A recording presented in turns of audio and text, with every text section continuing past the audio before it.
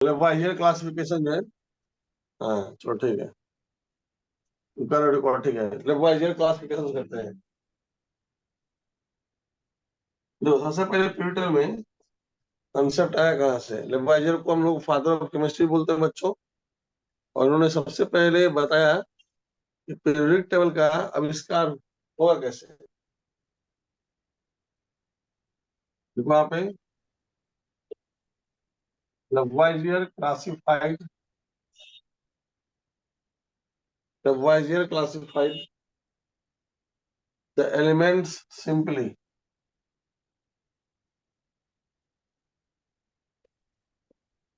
elements simply in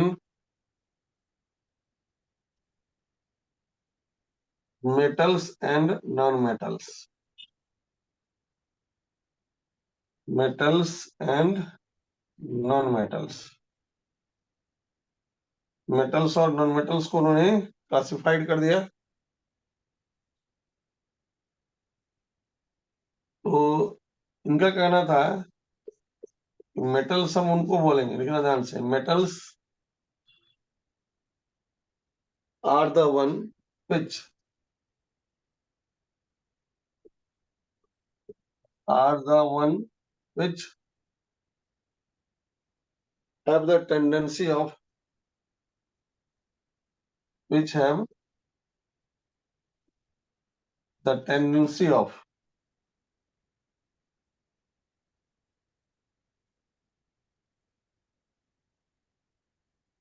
losing the electrons। क्या लिखे वहां पे?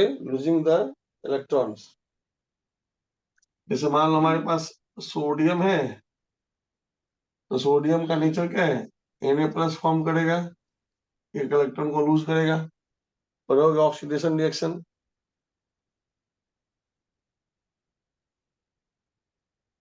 है ना। उस तरह से पोटेशियम है तो K+ बनाएगा, इलेक्ट्रॉन लूज करेगा। Aluminium sir. एल्युमिनियम भी हो सकता है, मतलब उन्होंने सोडियम और पोटेशियम के बारे में बताया।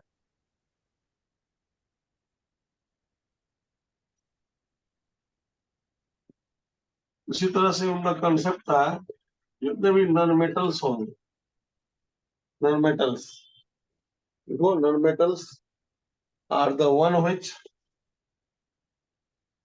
are the one which have the tendency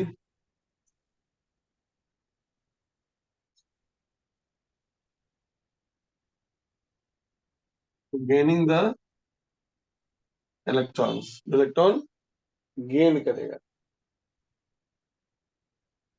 तो फ्लोरीन जो है इलेक्ट्रॉन गेन करता है, इस तरह से क्लोरीन भी इलेक्ट्रॉन गेन करेगा।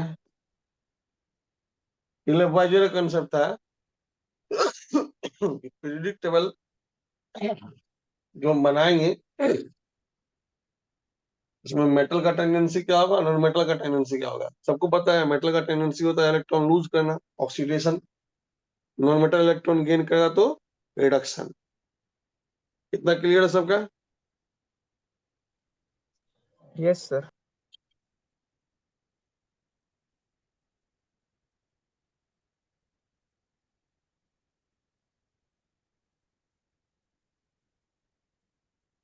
मिटा दे, नोट हो गया सबका? नो सर, थोड़ा रुकिए।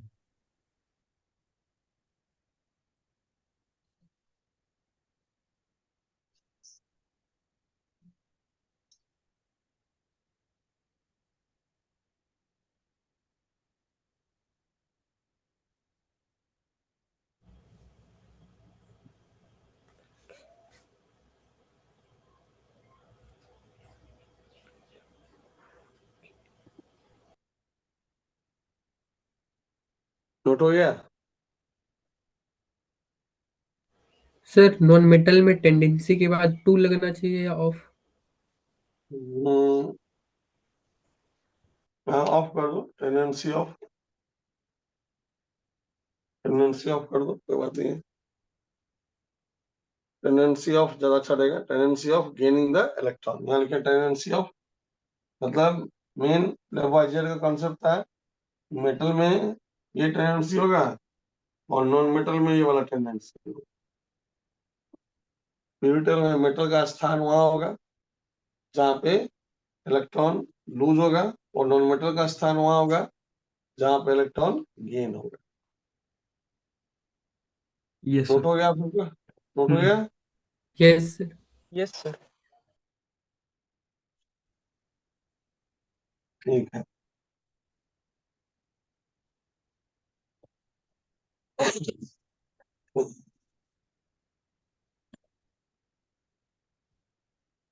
हम्म,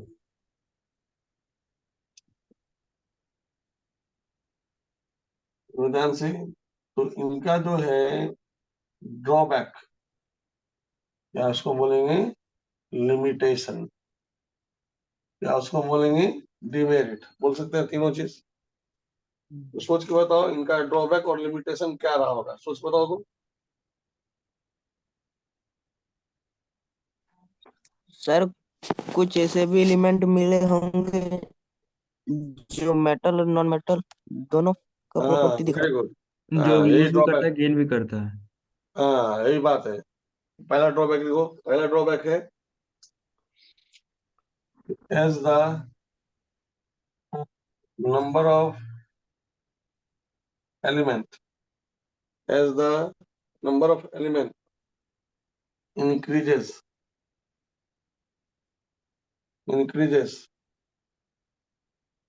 this classification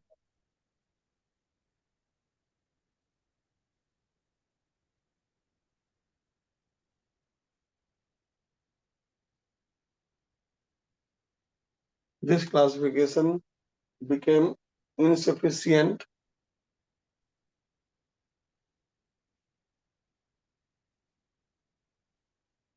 for the study of element। समझा देंगे, पर नोट कर लो। insufficient for the study of element, elements कर लो। सर विज्ञान के बाद क्या लिखा है? became insufficient for the study of elements, because there are few elements, there are few elements which have the properties which have the which have the properties of both metals as well as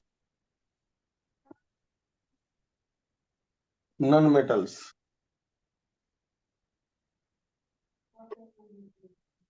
and they are called and they are called, क्या बोलते हैं उसको, मेटलवाइट्स। मेटलवाइट्स देखो, Lavoisier could not, और third point है फिर उसी में सर। उसी में बी पॉइंट में, Lavoisier could not decide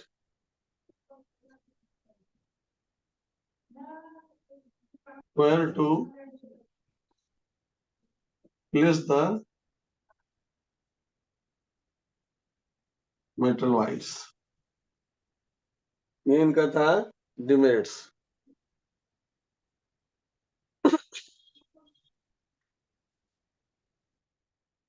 मतलब जैसे जैसे डे बाय डे, जिस समय Lavoisier डिस्कवरी किए थे, जिस समय लेवोइजियर सोचे थे पीरियड टेबल के बारे में, उस समय में बहुत सारे एलिमेंट का खोज नहीं हुआ था, लेकिन बाद में जैसे जैसे एलिमेंट का संख्या इंक्रीज करना शुरू हुआ, मतलब और भी सारे एलिमेंट्स के बारे में पता चला, तब ये थ्योरी क्या हो गया, इनसफिशियंट हो गया। मतलब बाकी स्टडी करना एलिमेंट्स का क्या हो गया, इनसफिशियंट हो गया, क्योंकि उन्होंने केवल मेटल नॉन मेटल के बारे में बताया। बाद में पता चला कुछ ऐसे भी एलिमेंट होते हैं जो मेटलवाइड्स की तरह बिहेव करते हैं, मेटल्स नॉन मेटल्स, जैसे हम लोग पढ़ेंगे आगे। जैसे आर्सेनिक कार्बन होता हो है, गए। आर्सेनिक होता है, एंटीमनी होता है ना। तो लिखा हुआ ये मेटलवाइड्स है। लेवोइजियर ने इसके बारे में कुछ नहीं बताया, ये पीरियड में किस जगह पे रहेंगे, इनका क्या प्लेस होगा, इसके बारे में उन्होंने एक्सप्लेनेशन नहीं दिया। ये क्या हो गया इनका ड्रॉबैक और डिमेरिट, लिमिटेशन।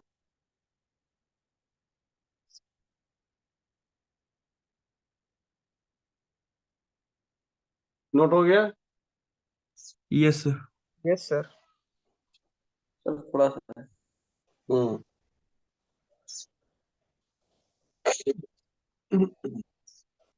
सर अंडरलाइन में क्या लिखा है, metal no metals as well as non metals.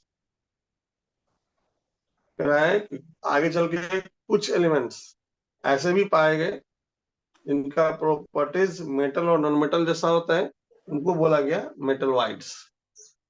तो लेवोइजियर के हिसाब से मेटलवाइड्स का कोई पोजीशन नहीं होगा, इसलिए ड्रॉबैक कहलाया। सर ए क्लियर। नंबर जो लिखे हैं उसका मीनिंग समझा दीजिए ना। ए नंबर में लिखा हुआ है as the number of elements increases, मतलब जब लेवोइजियर डिस्कवरी किए थे उस समय में मान लो 5-6 एलिमेंट का डिस्कवरी हुआ था, लेकिन जैसे जैसे एलिमेंट का संख्या हो बढ़ता चला गया, 10 12 15 20 50, तो कह रहा है ये एलिमेंट्स को, मतलब बाकी जो और डिस्कवर्ड एलिमेंट्स हैं उनको स्टडी करना इनसफिशियंट हो गया। क्यों? क्योंकि मेटल और नॉन मेटल के अलावा और भी क्या आ गए, मेटलवाइड्स आ गए। मेटलवाइड्स के बारे में इन्होंने कुछ नहीं बताया। ज्यादा एलिमेंट्स का संख्या बढ़ने से लेवोइजियर के हिसाब से एलिमेंट्स को क्लासिफाइड करना क्या हो गया, मुश्किल हो गया, इनसफिशियंट हो गया। क्लियर हो गया। Yes sir.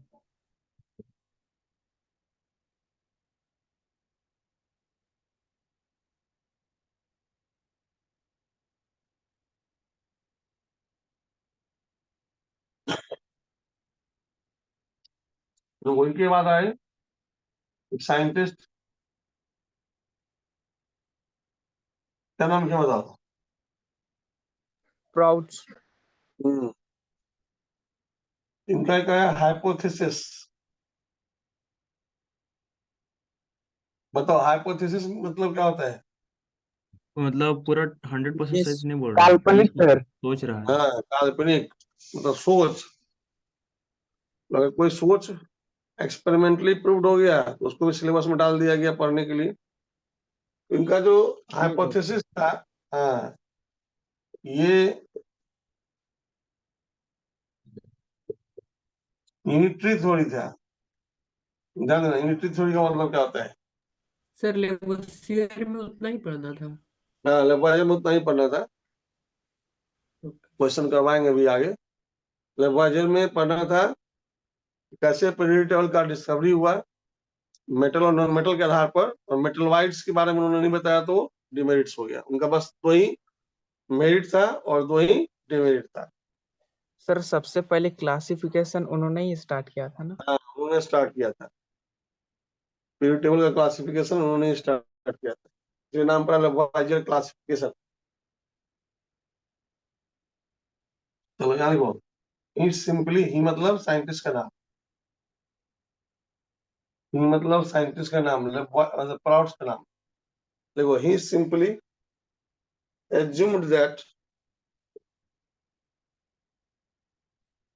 the all the elements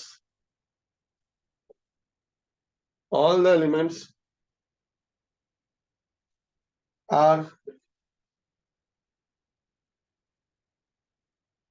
made up of hydrogen.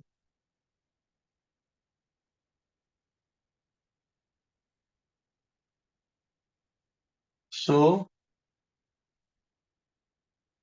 now we can say that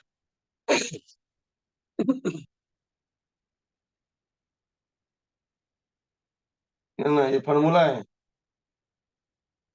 atomic weight of element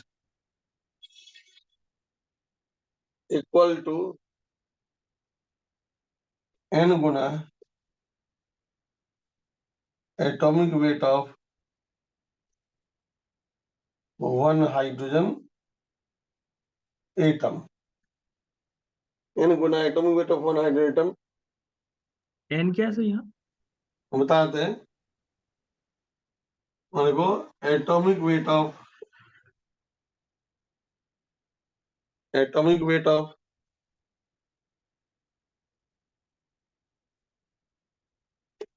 hydrogen equal to 1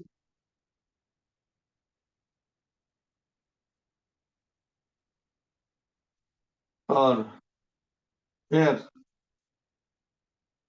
n equal to number of hydrogen atom equal to 1 2 3 dot dot dot.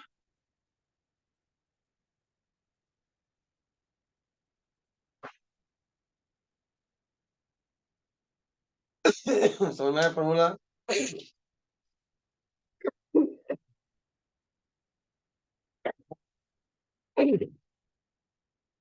मतलब sir मतलब पहले note को हम बताते हैं।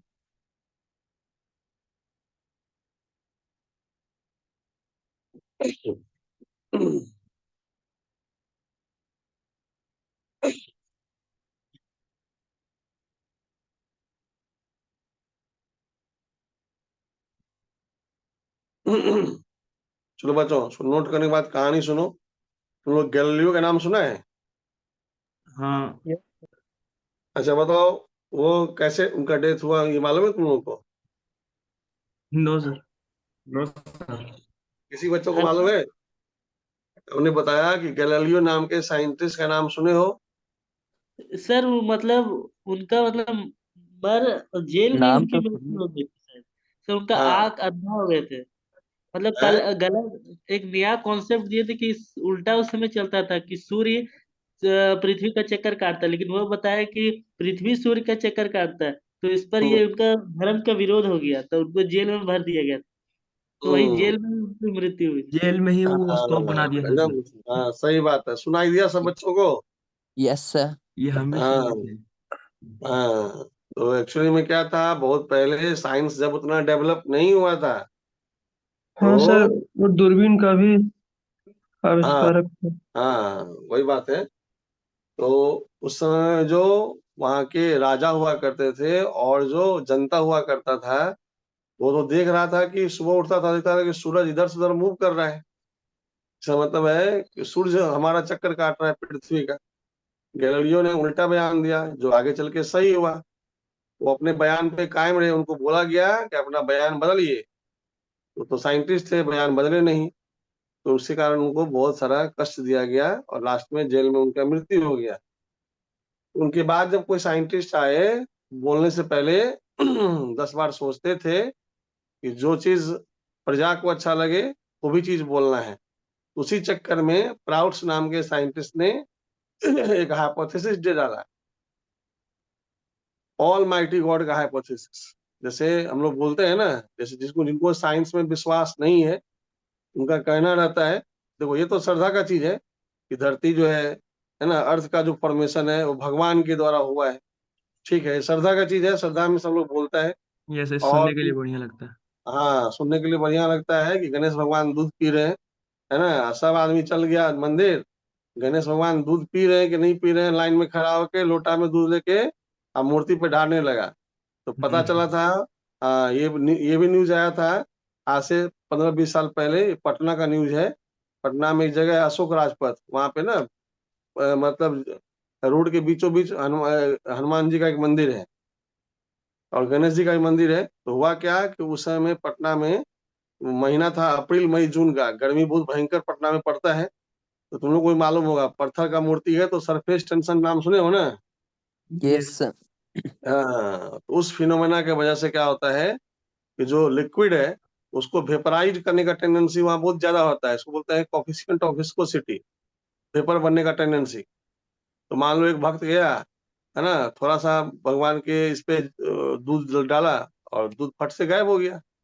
तो हल्ला कर दिया कि भगवान दूध पी रहे हैं, सब आदमी लाइन में खड़ा हो गया। अब सरफेस टेंशन किसी को बुझाएगा तब ना। यस सही बोले, सब हाँ, तो अपने में वही खुश वाला, है। हाँ वही वाला बात है। तो प्राउड्स उसी के लपेटे में आ गए, क्योंकि ऐसा ऐसा कल्पना भी है और ऐसा सही भी है।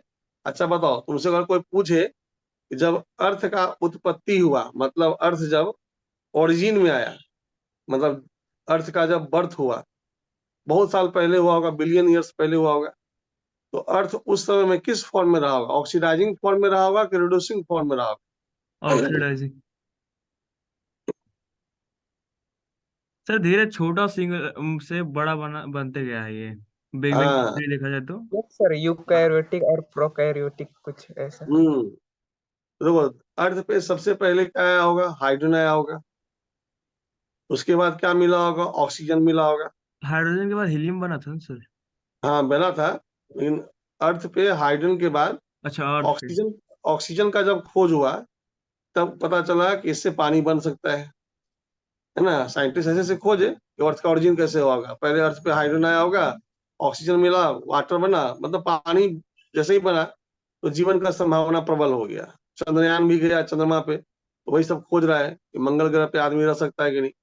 तो प्राउड्स ने क्या किया, उनका कल्पना था कि जो भी एलिमेंट्स बने हैं उनका स्वरूप हाइड्रोजन जैसा होगा। यूनिटरी मेथड मतलब क्या होता है? यूनिटरी मतलब हुआ एक ऐसे एटम का कल्पना करना जिसका एटॉमिक भार, एटॉमिक मास कितना हो? 1 हो। वन। हम्म उन्होंने सबसे पहले सिंपली एजम्पशंस किया कि जितने भी एलिमेंट्स केमिस्ट्री में बनेंगे उनके पीछे किसका हाथ होगा? हाइड्रोजन का हाथ होगा, है ना। तो उन्होंने एटॉमिक वेट के बारे में, मतलब पीरियड टेबल, तो पीरियड टेबल में क्या है ना, क्या क्या जानकारी है? तो पीरियड टेबल में जानकारी है एटॉमिक नंबर का, एटॉमिक मास का, वैलेंसी का, वैलेंस इलेक्ट्रॉन का, है ना, इलेक्ट्रोनिगेटिविटी का, इलेक्ट्रोपॉजिटिविटी का, इसको हम बोलते हैं स्केल। तो एक स्केल इन्होंने डेवलप किया एटॉमिक वेट का। इन्होंने बोला कि जो भी एलिमेंट आगे आएंगे फ्यूचर में वो सब हाइड्रोजन से जुड़ेंगे।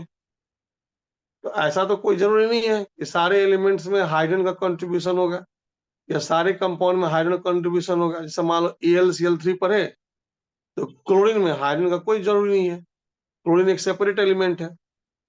तो इन्होंने कल्पना दिया यूनिटरी मेथड। इनका कहना था अगर किसी एलिमेंट का एटॉमिक वेट हम पता करना चाहते हैं तो एक हाइड्रोजन एटम का जो एटॉमिक मास होगा उसमें n से गुना कर देंगे। n का मतलब यहाँ हो गया कि जो एलिमेंट है उसमें हाइड्रोजन का संख्या कितना हो सकता है। ये फार्मूला मालूम है सबको? तो इस फार्मूला में n का मतलब है नंबर ऑफ हाइड्रोजन एटम, मतलब 1 2 3। जैसे मान लो किसी एलिमेंट का हमको निकालना है, जैसे मान लो मैग्नीशियम का एटॉमिक वेट निकालना है, उसमें एटॉमिक वेट ऑफ हाइड्रोजन कितना रहेगा? 1। अब मैग्नीशियम में तो हाइड्रोजन है ही नहीं, एन का वैल्यू हम क्या पुट करेंगे? कुछ नहीं पुट कर सकते हैं। मतलब ये हलवा हाइपोथेसिस था, उस समय के लिए सही था क्योंकि हाइड्रोजन का खोज हो चुका था तो लोग इसको मान लिया, इसलिए इसका नाम पड़ गया हाइपोथेसिस। ये कभी भी लॉ में कन्वर्ट नहीं हो पाया क्योंकि ये करेक्ट था ही नहीं। तो मतलब इसको कहीं भी यूज नहीं कर सकते, ये वाला जो एटॉमिक वेट ऑफ बताए एलिमेंट्स को? कहीं भी यूज नहीं कर सकते हैं, किसी के लिए भी इस्तेमाल हो ही नहीं सकता है क्योंकि उस समय में साइंस उतना डेवलप नहीं था। तो अगर मान लो किसी आदमी के मुंह से कुछ निकल गया तो उसको लोग गॉड मानता था। हीरो। अभी तुम देखो ना, अभी सिंपल सा बात है, उतना पहले का बात ही मत सोचो, 1970 का बात सोचो, 1970 का 1970। तुम अपने पापा लोगों से पूछना या दादाजी किसी के होंगे तो पूछना। उस समय में नौकरी घर से बुला बुला के दिया जाता था, क्योंकि पढ़ने लिखने वाले का संख्या कम था, है ना। सरकारी नौकरी मिलना क्या था, बहुत आसान था। कोई इंटर यस पास सर। कर लिया, कोई ग्रेजुएशन कर लिया, नौकरी फटाफट मिलता था। लेकिन अब वैसा है सिचुएशन? नो सर, हाँ सर। हाँ, दादाजी वही पता बात। करते हैं हमारे। हाँ, दादाजी से पूछना कि बुला बुला के घर से स्कूल में टीचर का, प्रिंसिपल का ज्वाइनिंग होता था, क्योंकि उस समय में पढ़ने लिखने वाले का संख्या कम हुआ करता था, लोग उतने जागरूक नहीं थे। इसलिए जो साइंटिस्ट जो बोल के निकल गए, उनका नाम बन गया। देखो, इस अर्थ में उनका तो ड्रॉबैक और लिमिटेशन कूट कूट के भरा हुआ है, क्योंकि इन्होंने केवल कल्पना के आधार पर कुछ बोल के निकल गया कि सारे एलिमेंट्स हाइड्रोजन से बने हैं। इनका तो पहला ही चीज गलत हो गया। पहला ड्रॉबैक क्या हो गया? Every element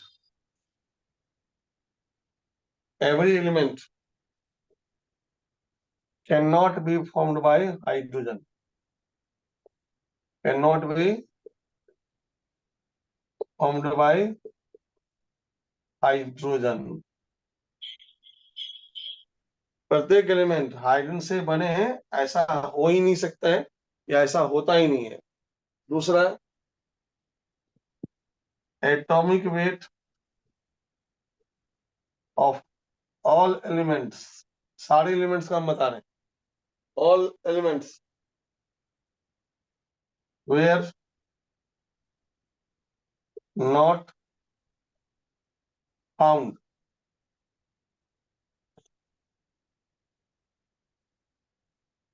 as the whole numbers.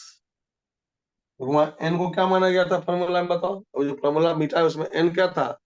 Whole number था ना। Integer number. हाँ, इंटीजर नंबर था 1 2 3 4। तुम लोग एग्जाम्पल में ये नोट कर सकते हो कि जो एलिमेंट है क्लोरीन, उसका एटॉमिक वेट फ्रैक्शन में होता है।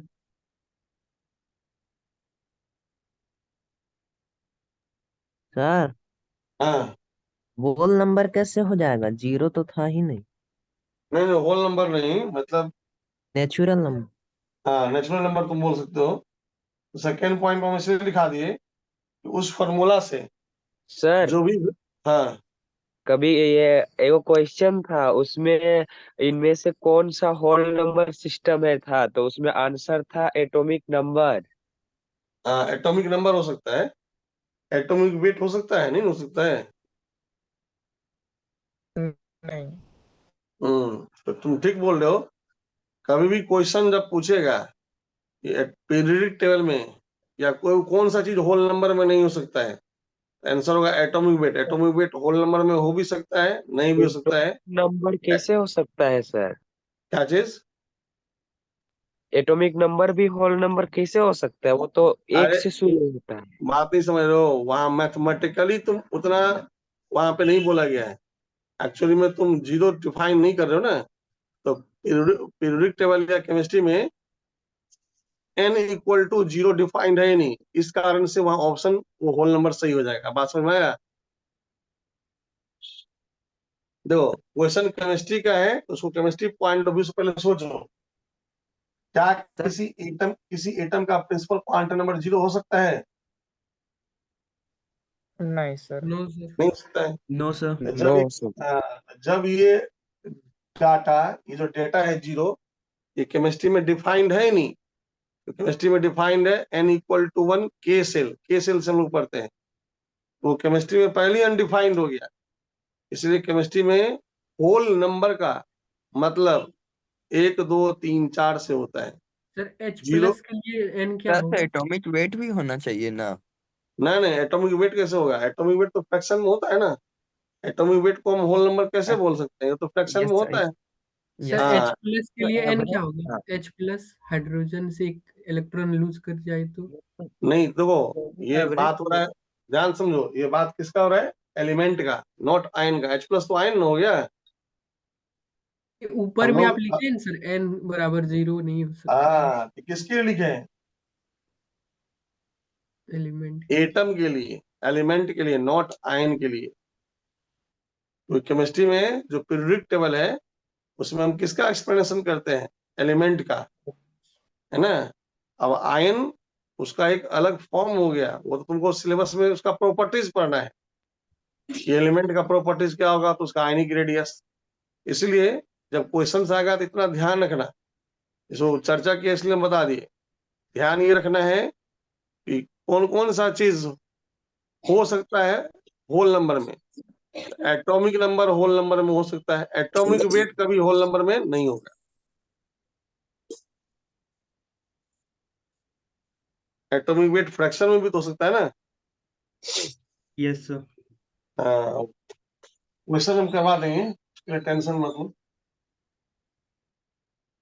सर वो कॉन्सेप्चुअल सवाल क्वेश्चन में एक रेडियस वाला था, उसमें बोला था कि एक NH सेल था, उसके बाद हाँ, जैसे देखो ना, हम यहाँ देते हैं, देखो ध्यान से, n+1। देखो जैसे यहाँ लिखे एटॉमिक नंबर, ध्यान देना। ये जेई में पूछा हुआ क्वेश्चन है, कौन सा चीज होल नंबर में होगा?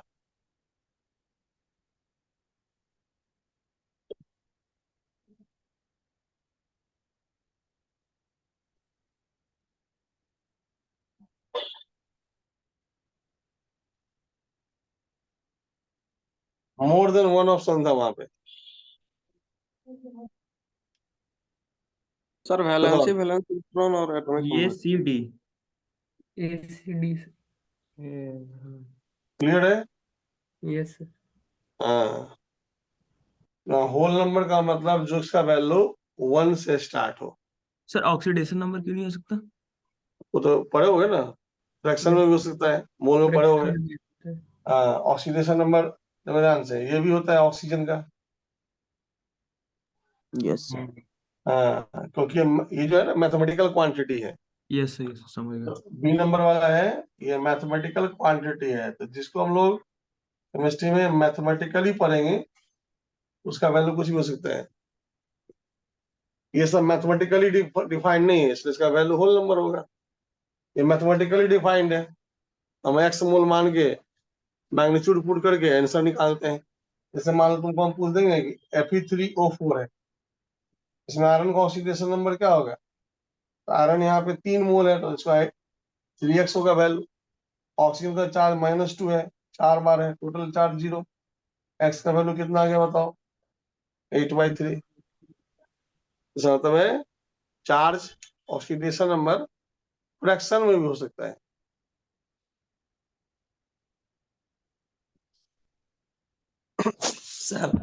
सर एक बार रिपीट कीजिए ना, Fe3O4 को। तो मैंने बताया कंपाउंड है, इसमें तुमको आयरन का निकालना है, तुमको ऑक्सीडेशन नंबर, जितना आयरन है उतना एक्स मान लो। ऑक्सीजन का चार्ज कितना होता है?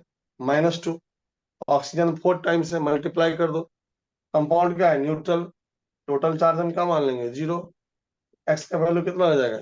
8/3। 3x = +8, x = 8/3। हम यहाँ से क्या देखें?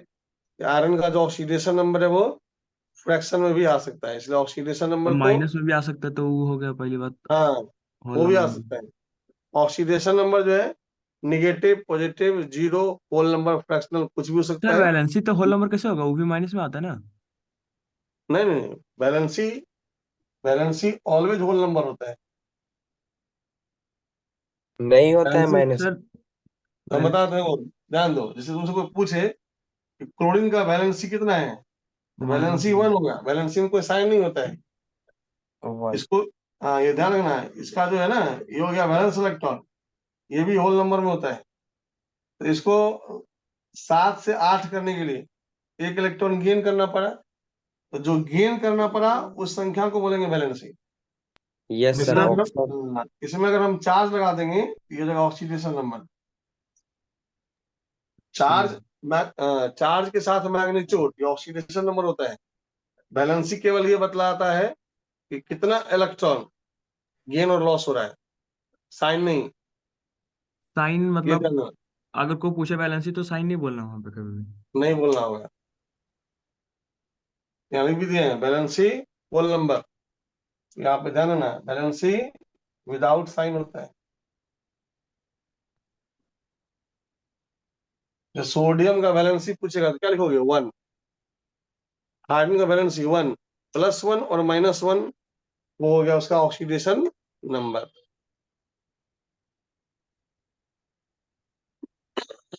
क्लियर हो गया? Yes sir. तो प्राउड्स का भी कॉन्सेप्ट गलत हो गया कि प्रत्येक एलिमेंट में हाइड्रोजन का रोल होगा, ऐसा कुछ जरूरी नहीं है। तो एटॉमिक वेट जो है वो यूनिटरी मेथड से डिफाइन नहीं होगा, क्योंकि एटॉमिक वेट फ्रैक्शन में भी आ सकता है।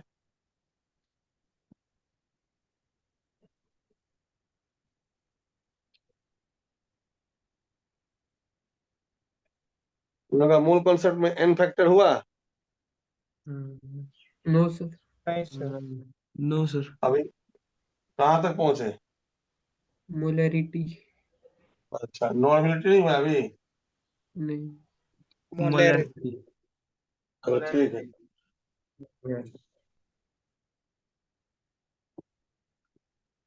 नॉर्मेलिटी हो जाएगा तब क्वेश्चन अच्छा अच्छा बनेगा आईटीजेई का। अगला है डोवेनियर।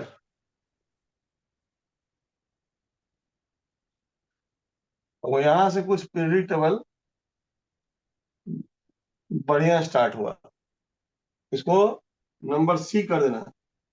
ए में क्या पढ़ाए थे? लेबवाइजियर क्लासिफिकेशन, बी में प्राउड्स हाइपोथेसिस, नंबर सी करना डोवेनियर ट्राइड रूल। ये आया था 1817 ईस्वी में।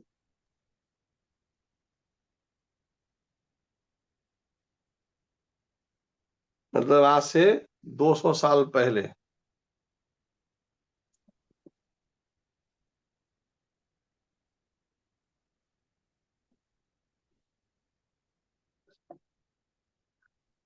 बता दो ट्राइड मतलब क्या होता है? त्रिक। तीन। तीन तीन का का। तीन। तीन। प्राउड्स हाँ प्राउड्स हाइपोथेसिस भी था। हाँ, प्राउड्स हाइपोथेसिस भी था, लेबवाइजियर भी है। मतलब वो सबसे भी क्वेश्चन आता है, सिलेबस में है। How to develop the periodic table. तो पीरियड टेबल में सब साइंटिस्ट का योगदान है। डोवेनियर ट्राइड रूल लिखो, क्या है ट्राइड मतलब? होता है 3। तो पहला लिखो, he made group of 3 elements, group of 3 elements underline करना। मतलब एक ग्रुप का 3 एलिमेंट लेना है। ग्रुप क्या होता है? Vertical. Group of 3 elements having similar chemical properties, having similar chemical properties called TRIAD, tried। तो नोट करो, फिर हम बता देंगे। सेकंड पॉइंट में नोट करो, इन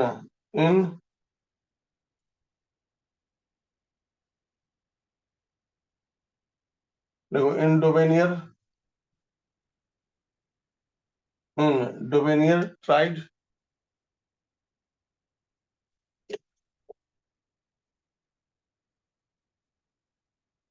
atomic weight of middle element, atomic weight of middle element is nearly equal, the approximate, nearly equal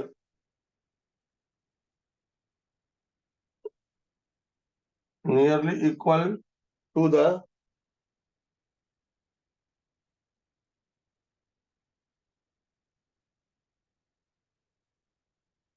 average atomic weight ध्यान से, average atomic weight of first and third element, first and third element.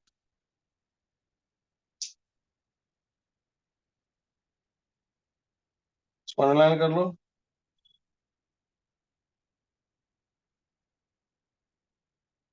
Average मतलब क्या होता है? Mean.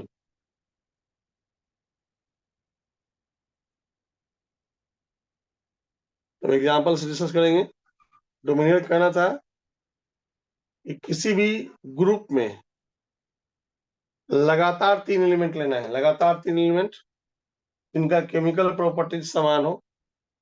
उस लगातार 3 में जो बीच वाला एलिमेंट होगा उसका एटॉमिक वेट जब हम निकालेंगे तो पहला और तीसरा का एटॉमिक वेट का वो एवरेज एटॉमिक मास के बराबर होगा।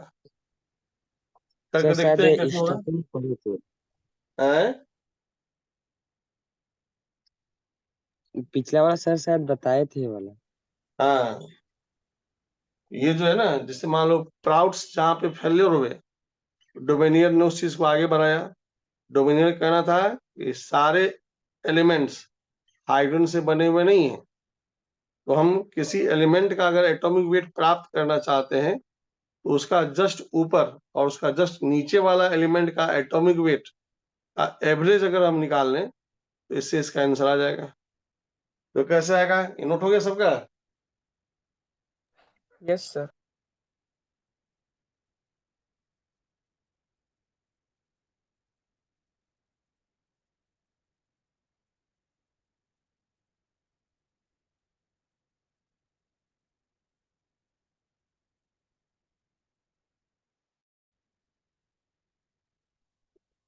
देखो एग्जांपल है, जैसे क्लोरीन ब्रोमीन आयोडीन होता है ना, fluorine chlorine bromine iodine. Yes sir. इसका 35.5, इसका होता है 80 और इसका होता है 127 आयोडीन का। यहाँ पे अगर हम इसका एवरेज निकालें, इसको एक्स मान लें, क्या है? पहला एलिमेंट लेना है, वो पहला एलिमेंट लेना है, पहला दूसरा और तीसरा। इसको हम कौन सा एलिमेंट बोलेंगे? मिडिल बोलेंगे ना, बीच में है तो मिडिल बोलेंगे।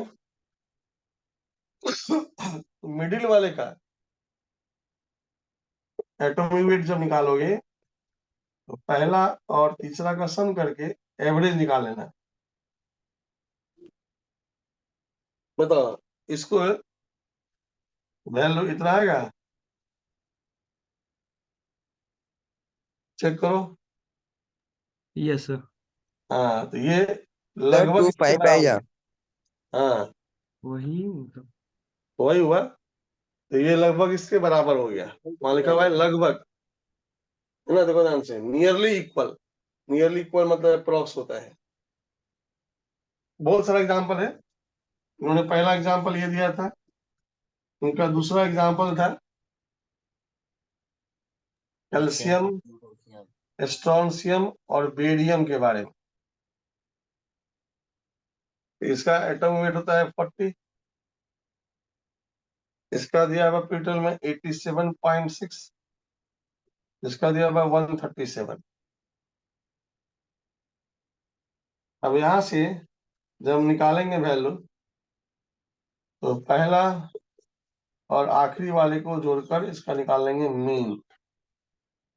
इसको जब सॉल्व करोगे ये आएगा 88.5 का लगभग। ये इसके लगभग करीब है, डिफरेंस है लेकिन लगभग करीब हम मान सकते हैं। और तीसरा इनका जो एग्जाम्पल था, थर्ड एग्जाम्पल, ये था लिथियम, सोडियम और पोटेशियम के बारे में।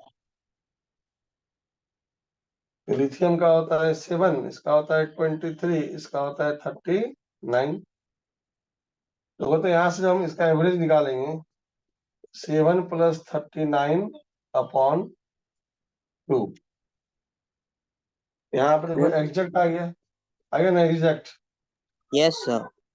हाँ, यही इनका कहना था कि एग्जैक्ट आ भी सकता है, नहीं तो आगे पीछे थोड़ा हो सकता है।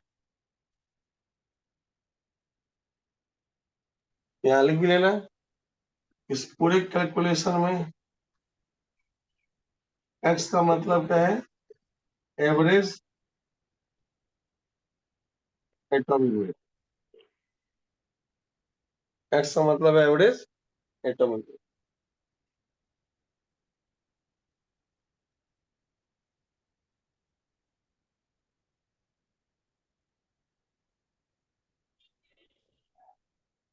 क्लियर हुआ कॉन्सेप्ट सबका? 10th में था सर ये टॉपिक, डोबेराइनर हाँ, थ्योरी। इसलिए ट्राइड लॉ बता दो कहलाया। सर। हाँ, ये ट्राइड लॉ कहलाया। इसमें कॉन्सेप्ट क्या है, एक ही ग्रुप का लगातार 3 एलिमेंट लेना है, सेम ग्रुप का लगातार 3 एलिमेंट। और सर इसका एग्जाम्पल भी 3 है या फिर ज्यादा एग्जाम्पल है? और भी है, बता दें कितना एग्जाम्पल है। नहीं छोड़ दीजिए, काफी थी। नहीं, देख लो तो क्वेश्चन सर आता है इससे। एक मतलब ग्रुप सर मोटा मोटी सर शायद प्रिंसिपल में एक 3 ग्रुप एलिमेंट ऐसा उठा दिया और एवरेज देके बना दिया वो। हाँ, अगर तुमसे पूछेगा जब भी ये डोबेनियर ट्राइड रूल केमिस्ट्री में किसके लिए दिया गया, तो पहला चीज ध्यान रखना, केमिस्ट्री में डोबेनियर ट्राइड रूल वैसे 3 एलिमेंट के एवरेज लिए दिया गया जिनका ग्रुप सेम हो, केमिकल प्रॉपर्टीज आपस में मिलता जुलता हो। इसमें 2 पॉइंट बहुत क्लियर था कि सिमिलर केमिकल प्रॉपर्टीज वाले को उठाना है, लगातार 3 एलिमेंट को उठाना है, और उसमें जो मिडिल एलिमेंट होगा उसका एटॉमिक वेट अपने पहले और तीसरे के एवरेज के बराबर या नियरली सेम होगा।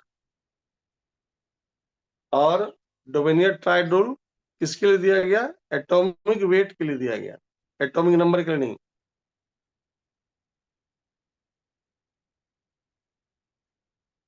तो शुरुआत के जो सारे साइंटिस्ट थे उनका मेन फोकस था परमाणु भार के बारे में, परमाणु संख्या के बारे में कोई सोचा ही नहीं, इसलिए पीरियोडिक टेबल डेवलप्ड होने में टाइम लग गया।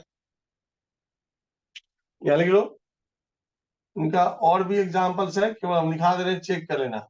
अदर एग्जांपल जो क्वेश्चन पूछ देता है, अदर एग्जांपल में 3 तो हम बता दिए। चौथा में देखो, चौथा में नाम है पोटेशियम, रुबिडियम, सीजियम का। बताओ क्या ये तीनों एलिमेंट सेम ग्रुप से बिलोंग करता है? करता है। उसके बाद है फॉस्फोरस, आर्सेनिक, एंटीमनी। कहाँ कहाँ ये सही हो सकता है हम बता दे रहे हैं। के बाद है sulphur, selenium, tellurium. Sulphur, selenium, tellurium. 7वें नंबर में लिखो hydrogen, fluorine, chlorine. Hello sir, हाँ बोलो। ये हर ग्रुप के लिए लागू होगा? हाँ, ये एवरी ग्रुप के लिए लागू होगा? नहीं, सारे ग्रुप पे लागू नहीं होगा।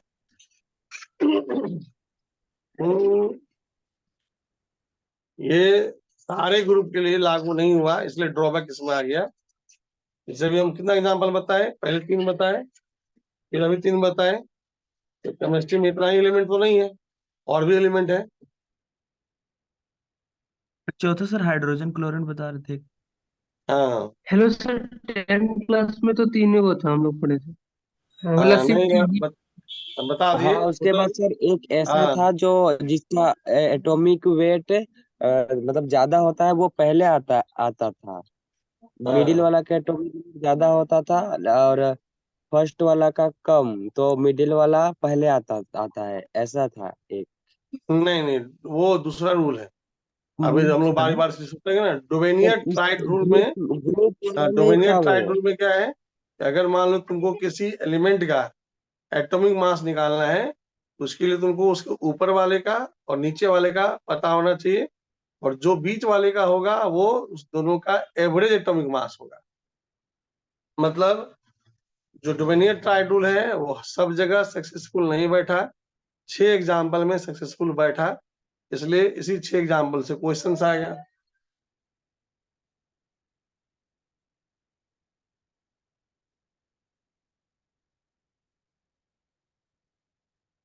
सातवां देखो ये भी था, हाइड्रोजन क्लोरीन क्लोरीन।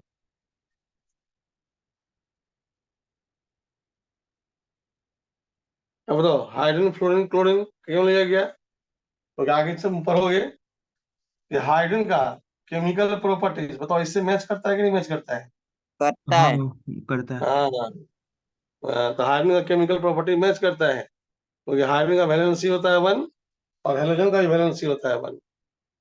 तो तुम इस दोनों का जो एटॉमिक मास है उसका जब एवरेज निकालोगे नियरली इसके बराबर आ सकता है वैल्यू।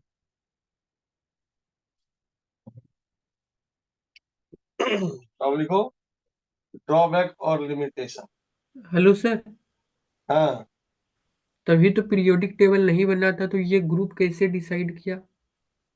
हाँ तो उनका देखो धीरे धीरे बन रहा है अभी पीरियोडिक टेबल। अरे हाँ वो अभी तो धीरे चले धीरे गया। टेबल ही देखो बना रहे हैं हम लोग। देखिए, ध्यान दो, उस समय पीरियड टेबल जो है वो स्वरूप नहीं लिया था, वो धीरे धीरे बन रहा था। जैसे मान लो कुछ कुछ एलिमेंट्स को कॉलम वाइज रखा जा रहा था, तो डोवेनियर तक आते आते इतना चीज क्लियर हो गया, तो ग्रुप जो होगा वो वर्टिकल होगा और पीरियड जो होगा वो हॉरिजॉन्टल होगा, है ना। इतना पीरियड टेबल आकार ले चुका था, उन लोगों को मालूम था कि वर्टिकल और हॉरिजॉन्टल में क्या क्या फ्रेम आउट होगा। इसलिए उन्होंने ग्रुप का चर्चा ला दिया कि अगर मान लो किसी एलिमेंट का ग्रुप अगर सेम होगा तो केमिकल प्रॉपर्टी सेम हो सकता है। तो उस समय 100% पीरियड टेबल बना नहीं था, बस पीरियड टेबल का ढांचा स्टार्ट हो गया। तो ये देखो सब तो ड्रॉबैक, हम लोग एग्जाम्पल डिसाइड किए हैं सर, मतलब आने वाला हाँ बाद में साइंटिस्ट। हाँ तो देखो ड्रॉबैक और लिमिटेशन में all the known element, all the known element मतलब जिसको हम जानते हैं, all the known element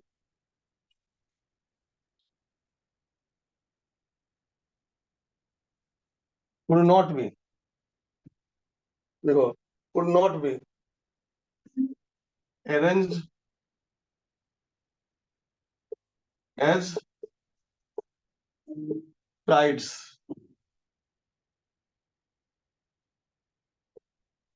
it is not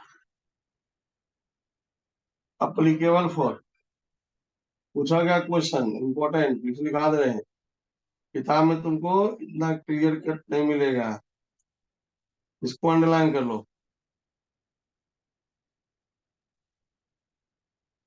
sir एक बार मतलब रिपीट कर दें जो लिखे हुए हैं ना ड्रॉबैक और लिमिटेशन उसका। बता सर दे रहे हैं। ड्रॉबैक वाला काम कीजिए ना। हाँ देखो ड्रॉबैक और लिमिटेशन में पहला पॉइंट है ऑल द नोन एलिमेंट, जिसको हम जानते हैं, could not be, all the known element could not be arranged as triads. It is not applicable for D and F block elements. पहले नोट करो फिर हम एक्सप्लेन कर दे रहे हैं। उनका एक ही ड्रॉबैक और लिमिटेशन है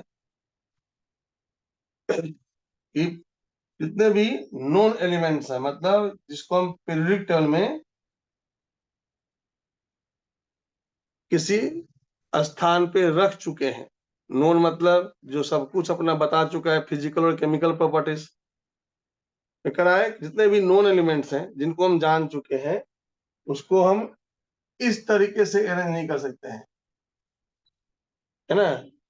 डोवेनियर क्या कहना था, हम अगर पोटासियम रुबिडियम सीरियम को ऐसे अरेंज कर रहे हैं वर्टिकली ग्रुप में, इसलिए अरेंज कर पा रहे हैं, ये जो मिडिल वाला एलिमेंट है ये अपने ऊपर और अपने नीचे एलिमेंट के एटॉमिक वेट से प्राप्त हुआ है। ये जो मिडिल वाला एलिमेंट है अपने ऊपर और अपने नीचे के एटॉमिक वेट से प्राप्त हुआ है।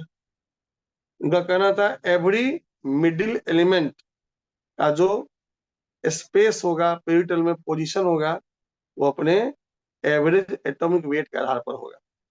तो चूंकि उस समय में एलिमेंट का संख्या कम था, बाद में जो एलिमेंट्स और आए, तो D and F block element में इनका पूरा का पूरा चीज फेल कर गया। जैसे अगर हम बात करें जिंक, कैडमियम, मरकरी का, ध्यान देना है, डी ब्लॉक एलिमेंट का मतलब जिसको हम लोग ट्रांजिशन एलिमेंट बोलते हैं। बताओ यहाँ पे जो कैडमियम का ये मिडिल एलिमेंट है, तो जिंक और मरकरी का एटॉमिक मास का एवरेज निकालोगे तो दूर दूर तक इसका एटॉमिक मास नहीं आ पाएगा। तो चूंकि D and F block elements बहुत कॉन्ट्राडक्टरी है नेचर में, वेरिएबल वैलेंसी होता है, इसका पिक्यूलियर प्रॉपर्टीज होता है, तो इसका एक भी एग्जाम्पल को न्यूलैंड राइट्स लॉ से सेटिस्फाइड नहीं कर पाए। बात समझ में आया? कारण से नहीं हो पाया तो हाँ, इसका मतलब है न्यूलैंड नहीं कहता है, डोबेनियर ट्राइड लॉ। डोबेनियर ट्राइड लॉ से क्वेश्चन जब आएगा कि डोबेनियर ट्राइड लॉ कहाँ एप्लीकेबल है, एस और पी ब्लॉक एलिमेंट के लिए एप्लीकेबल है। देखो जितना एग्जांपल हम कराए थे एस और पी ब्लॉक का था, ये एस ब्लॉक का है, ये पी ब्लॉक का है, ये पी ब्लॉक का है, ये एस और पी ब्लॉक का है। तो डी और एफ ब्लॉक में बहुत ज्यादा वेरिएशन है, तो उस वेरिएशन की वजह से एक भी डी एंड एफ ब्लॉक के एग्जाम्पल को डिस्कस नहीं कर पाए, या D and F block element में ये जो रूल है ट्राइड लॉ वो सूट नहीं करेगा। किसी भी डी ब्लॉक एलिमेंट का लगातार उठाओ नाम, जैसे मान लो हम लिखते हैं copper, silver, gold. Copper, silver, gold, जो सिल्वर का एवरेज एटॉमिक मास है इस दोनों के प्रॉपर्टी से डिफाइन नहीं हो पाएगा, क्योंकि यहाँ बहुत ज्यादा वेरिएशन पढ़ना है। पढ़ाए थे lanthanide, actinide. Yes sir. Clear हो गया सबका?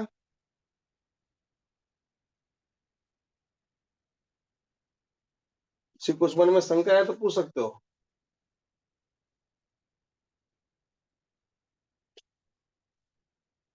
कोई दिक्कत नहीं किसी को? वेरिएशन होता था मतलब सर। से डोबेनियर जो ये ट्राइड वाला रूल है वो बस पी ब्लॉक के लिए एप्लीकेबल है एस और और एस। पी, एस और पी, हाँ। डोबेनियर ट्राइड लॉ में वही एग्जाम्पल सूट बैठेगा जो एस और पी ब्लॉक का है, क्योंकि एस और पी ब्लॉक एलिमेंट में उतना वेरिएशन नहीं होता है जितना वेरिएशन होता है ट्रांजिशन और इनर ट्रांजिशन में। डी और एफ ब्लॉक में बहुत सारा पिक्यूलियर प्रॉपर्टीज है। इसका मतलब है डोमिनियर ट्राइड लॉ सिंपल एलिमेंट्स, जो सिंपली एलिमेंट्स हैं, सिंपली एलिमेंट्स का मतलब रिप्रेजेंटेटिव एलिमेंट्स, नाम बताए थे ना एस एंड पी ब्लॉक, उसके लिए वैलिड है। तो इस पे कैसे क्वेश्चन पूछा हुआ था, एनसीईआरटी का ही पहला क्वेश्चन दे रहे हैं। पहला क्वेश्चन है, बताना, is Fe iron, cobalt, nickel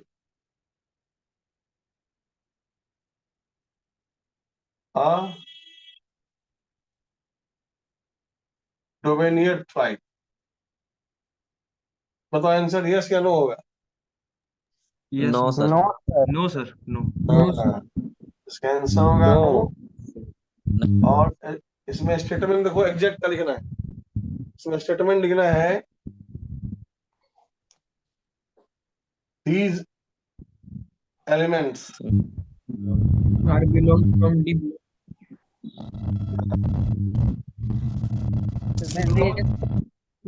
या ये लिख सकते हो exact same period. Same period, क्योंकि डोमेनियर ने ग्रुप के बारे में बताया था, नोट्स देखो भी हम लिखा है। उनका कहना था कि 3 एलिमेंट कहाँ से उठाना है, ग्रुप से, जिसके केमिकल प्रॉपर्टी बराबर हो, तब बीच वाले का एटॉमिक मास का वैल्यू, एवरेज और मीन को डिफाइन कर पाएगा। बताओ तो iron, cobalt, nickel same group का एलिमेंट है कि सेम पीरियड का एलिमेंट है?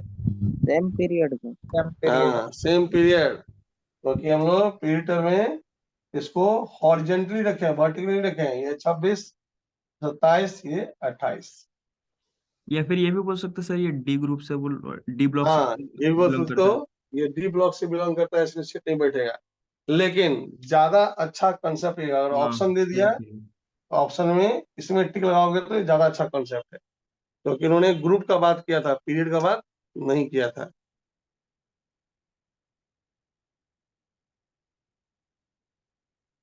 चलो क्वेश्चन नंबर सेकंड लिखना, नोट हो गया ये? Yes sir.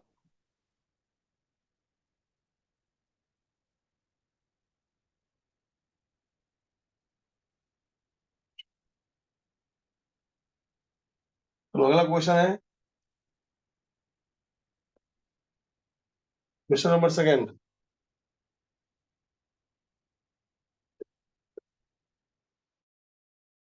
Which of the following? So the following is not a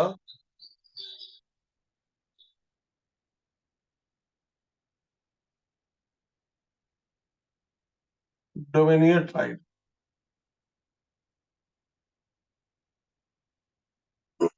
Dominion tribe. पहला है लिथियम, सोडियम, पोटेशियम। सेकेंड में है मैग्नीशियम, कैल्शियम, स्ट्रोंशियम। थर्ड में है क्लोरीन, ब्रोमीन, आयोडीन। चौथा में है सल्फर, सेलेनियम, एल्यूमिनियम। बी दो नंबर। नंबर वाला बी और सी बी नहीं सर, सेकंड सेकंड वाला सर। 3 वाला। आंसर है सेकेंड वाला। यस सर, सेकंड वाला आंसर। सर, लेकिन ये सर नीचे वाला एग्जाम नीचे वाला है सल्फर, हाँ सेलेनियम, लिखा है सर। एल्यूमिनियम। बन गया ना सबसे? हाँ यस सर तो वो सर, जो थोड़ा लिखा है 7 को जो लिखा है उसको याद कर ले सर। कौन सा? नहीं जी, याद क्या करोगे? ठीक है, उस लिस्ट में ये नहीं था, ये बात सही है। जो एग्जाम्पल लिखा है तो उस लिस्ट में नहीं था ये। नहीं था। यस सर, नहीं था ये। तुम लोग तो उसी से पकड़े हो सेकेंड नंबर आंसर। यस हाँ, देखो अब हम कंसेप्ट बताते हैं, ध्यान दो। जो हम लिस्ट बताए थे उसमें नहीं था, इसका आंसर फटाक से आंसर तुम लोग आ गया। जो हम एग्जाम्पल बताए थे, 6 एग्जाम्पल बताए थे और उससे पहले भी एग्जाम्पल बताए थे। अब उसका मेन कॉन्सेप्ट क्या है? इसको पूछा कि सर याद कर लें, याद बिल्कुल नहीं करना है, तो उसका एक ट्रिक्स बता देते हैं। ट्रिक्स क्या है?